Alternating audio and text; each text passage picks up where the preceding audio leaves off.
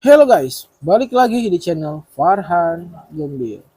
Kita masih lanjutan ini part 3. Kita sekarang itu masih ngebahas tentang 3 ekor lohan cencu size big gua yang lagi gua progress gua tambahin di depan.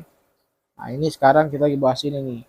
Di part satunya kita udah bahas ini cencu Magneto series, dimana gua ceritain gua review gimana secara keseluruhan tentang ikan ini.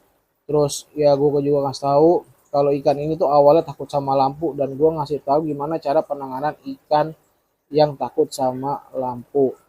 Lalu ikan ini nih, ini adalah ikan cencuk kiriman dari Lampung dari Om Ibrahim atau Om Baim, yang sampai sekarang masih alhamdulillah sehat terus, ikan nggak pernah sakit, bisa sampai sebesar ini. Dulu dikirim itu sekitar size 89 sentian.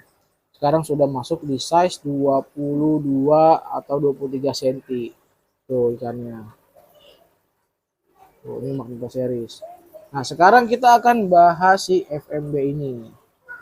Nah, kalau FMB ini, ikan ini gua nggak tahu seriannya karena ini waktu itu gua beli dari temen gua, si Anggar the Boy. Gue lihat ikannya, gue seneng aja sama karakternya, apalagi sama bentuk kuncian bodi belakangnya ya, atas atas bawahnya itu kuncian bodinya itu bener-bener balance banget.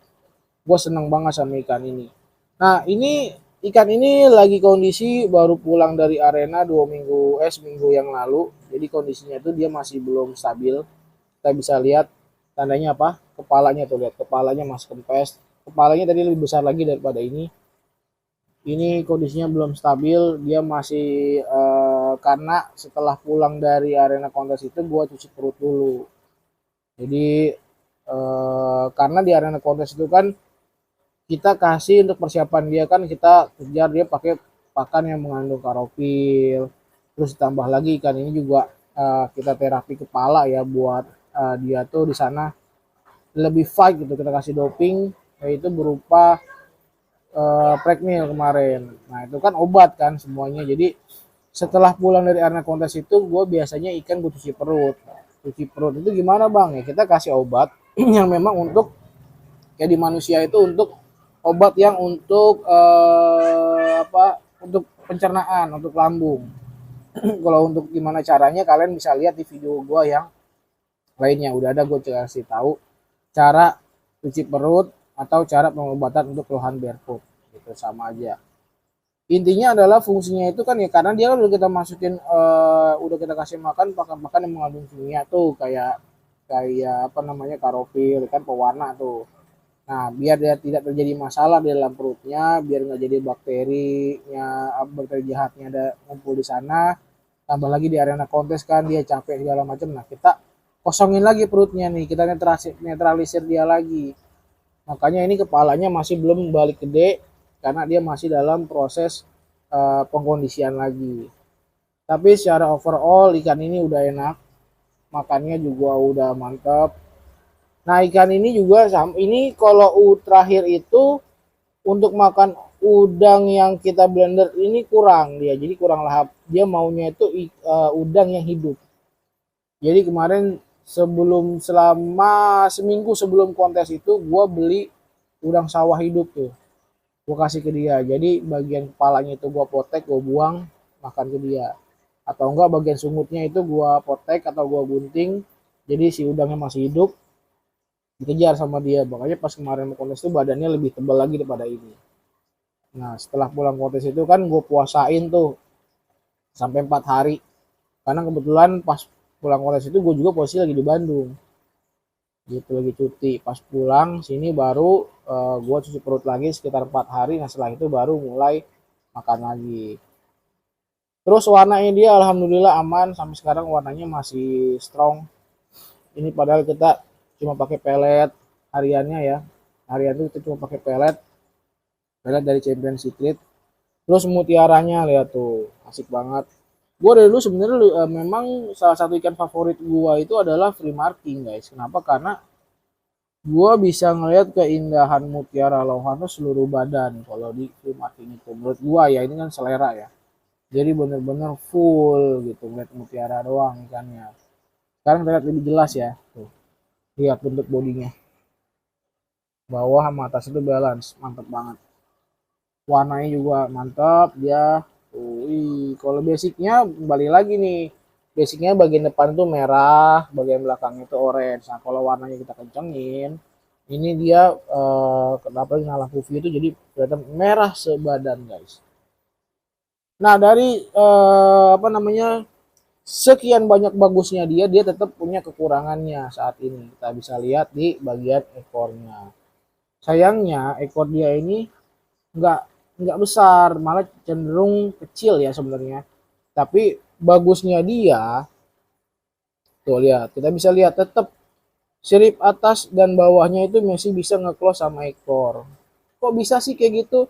Ya itu bisa karena apa? Dengan proses salon. Jadi kita lihat tulangannya dia tuh arahnya kemana. Nah kita salon nih bagian ujung-ujungnya, kita bentuk arahnya biar nanti turun gitu. Tapi turunnya jangan turun yang parah ya. Kalau turun parah sampai dia nutupin ekor itu malah nggak bagus. Kita harus tahu. Nah, ditambah lagi dia punya pangkal ekor tuh nggak terlalu panjang. Jadi walaupun ekornya kecil, pangkalnya nggak panjang.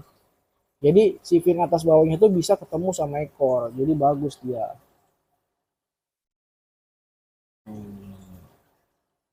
Ini kita rekondisi lagi dia biar kepalanya bisa balik gede lagi.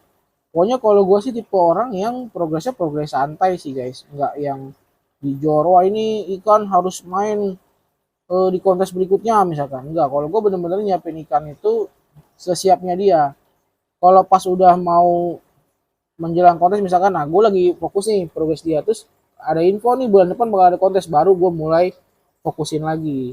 Artinya apa, pakannya mulai gue kencengin lagi. Kurangnya apa nih, oh mutiaranya kurang, oke gue fokusin buat naikin mutiara.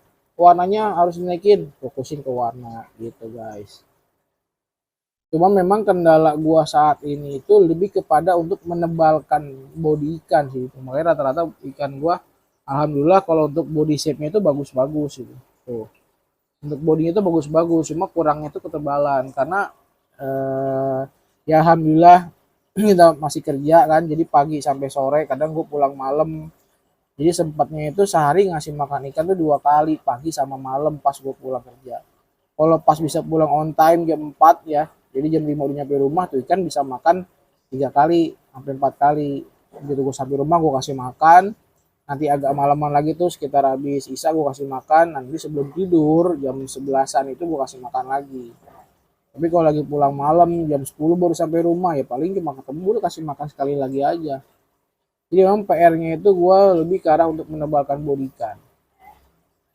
Karena kalau mau bikin bodinya itu benar-benar tebel, kokoh, gagah gitu, benar-benar makan itu harus diatur banget guys. Kita harus bisa ngatur banget pola makannya. Karena progres lohan itu sebenarnya yang bagus itu kita kasih makannya sedikit tapi sering daripada banyak tapi jarang. Maksudnya banyak tapi jarang gimana bang? Ya misalkan kayak gue nih, karena gue terbatas waktu, gue pagi itu ngasih banyak struk gitu. Biasanya gue kalau ikan-ikan kayak gini nih gue kasih tuh 10 sampai 15 butir dulu. Kasih dulu habis. Nah, gue sambil sebelum berangkat nih sambil manasin motor, terus sambil ngerokok dulu sebatang, itu kan ada sekitar 15 sampai 20 menit tuh. Setelah itu baru gue kasih tambahan lagi 5 sampai 10 butir. Kenapa gue langsung kasih banyak? Karena kan gue ketemunya nanti lagi nih di malam hari. Gitu guys. Ya itulah ikan ketiga kita dari 3 ekor cencu ini yang lagi gua fokusin progres. Mudah-mudahan video dari part 1, 2, sampai 3 ini bisa bermanfaat buat kalian semua guys. Semoga makin semangat lagi, makin seru lagi main lohannya. Tingkatin lagi knowledge-nya atau pengetahuannya dalam memelihara lohan, khususnya dalam pemilihan bahan. Biar kita itu main lohannya puas, lama, dan bisa terus lagi guys. Cukup sekian video kali ini. Thanks for watching and see you bye guys. Assalamualaikum warahmatullahi wabarakatuh.